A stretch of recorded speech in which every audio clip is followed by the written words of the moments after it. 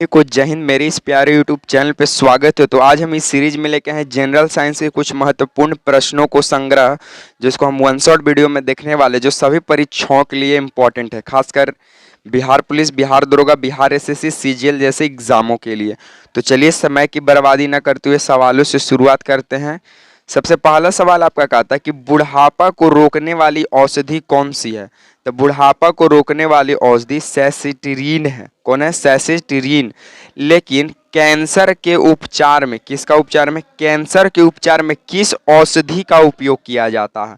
तो कैंसर के उपचार में टैक्सोल नामक औषधि का उपयोग किया जाता है। फिर बोलता है कि किस ग्रंथि के लुप्त होने से बुढ़ापा आता है।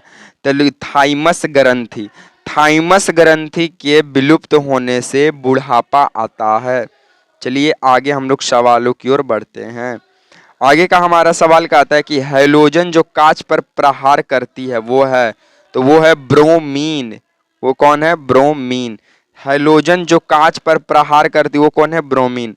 हैलोजन ग्रुप जो है किसको कहते हैं? तो हैलोजन ग्रुप 17 को कहते हैं। रासायनिक दृष्टि से वाटर ग्लास क्या है? तो रासायनिक दृष्टि से वाटर ग्लास सोडियम सिलिकेट है। रासायनिक दृष्टि से वाटर ग्लास क्या है? सोडियम सिलिकेट है। कुपोषण में सबसे अधिक कमी किसकी होती है? तो कुपोषण में सबसे अधिक कमी प्रोटीन की कमी होती है। अब प्रोटीन का खोज कौन किया? बर्जीलियस। प्रोटीन का खोज बर्जीलियस किया था। कुपोषण में सबसे अधिक किसकी कमी होती है? प्रोटीन की। चलिए आगे हम लोग बढ़ते हैं। आगे बोलता है कि ब्लैक होल सिद्धांत का प्रतिपादन कौन किया? तो ब्लैक होल सिद्धांत का प्रतिपादन एस चंद्रशेखर किया था। और लेकिन बिग बैंग थ्योरी कौन दिया? बिग बैंग थ्योरी, तो बिग बैंग थ्योरी दिया था जॉर्ज लेमेत्रा। जॉर्ज लेमेत्रा जो ब्राजील का रहने वाला था। कोबाल्ट 60 कौन सी किरणें में उत्सर्जित करती है? तो सबसे पहले ये जानिए कि जो कोबाल्ट 60 है ये विटामिन B12 में पाया जाता है, विटामिन B12 में। और ये कौन सी किरणें उत्सर्जित करती है? तो गामा किरणें। और गामा किरणें का जो भेदन क्षमता है, ये भेदन क्षमता सर्वाधिक होता है। चलिए आगे हम लोग बढ़ते हैं। आगे बोलता है कि प्रोटॉन का भार इलेक्ट्रॉन का भार का कितना गुना होता है? तो 1836 गुना होता है। एक दिन में मनुष्य लगभग कितना मूत्र का उत्सर्जन करता है? तो 1.5 लीटर। एक दिन में मनुष्य लगभग कितना मूत्र का उत्सर्जन करता है? करीबन 1.5 लीटर।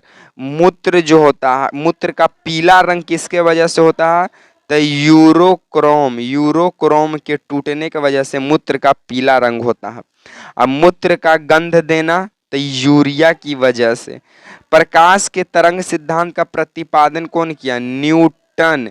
लेकिन प्रकाश कण है, ये कौन बोला था? हाइगेंस। प्रकाश एक कण है, हाइगेंस बोला, लेकिन प्रकाश एक तरंग है, ये न्यूटन कहा। लेकिन दोनों को बीच में आके समझा दिया कौन?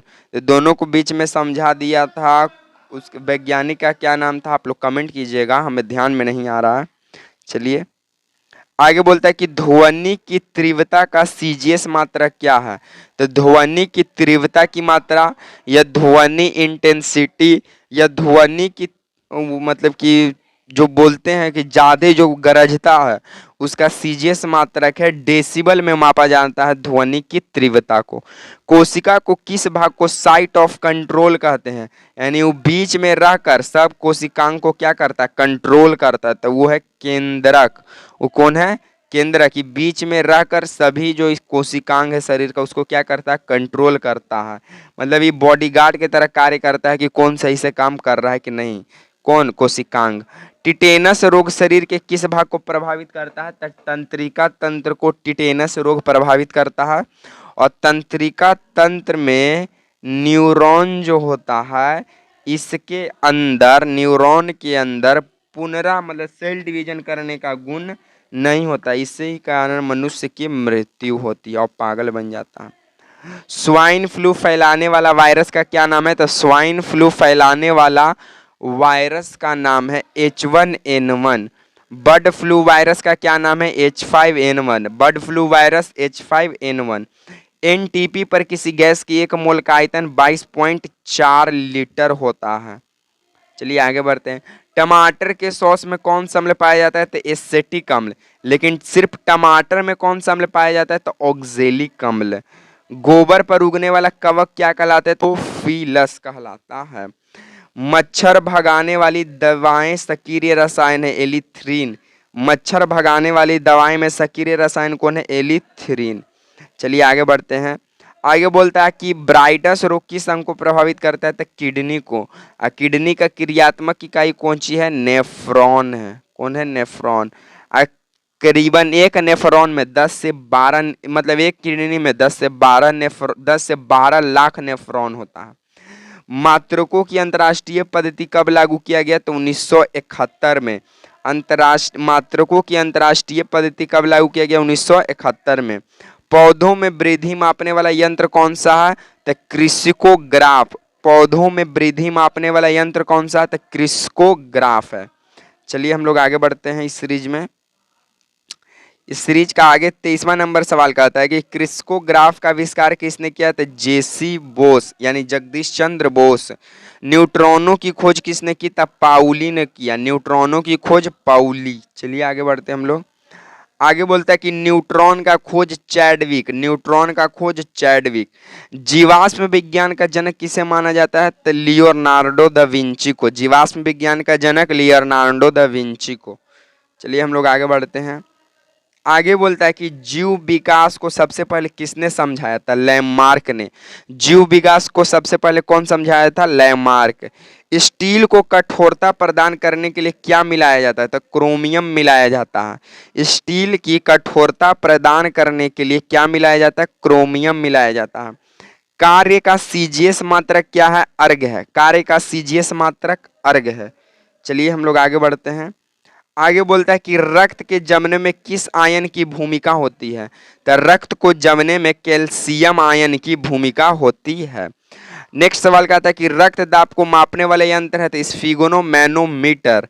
ये बीपी को जांच करता है कि 80/120 के लेवल में है कि नहीं, 120/80 के लेवल में है कि नहीं, 120/80 के लेवल में है कि नहीं।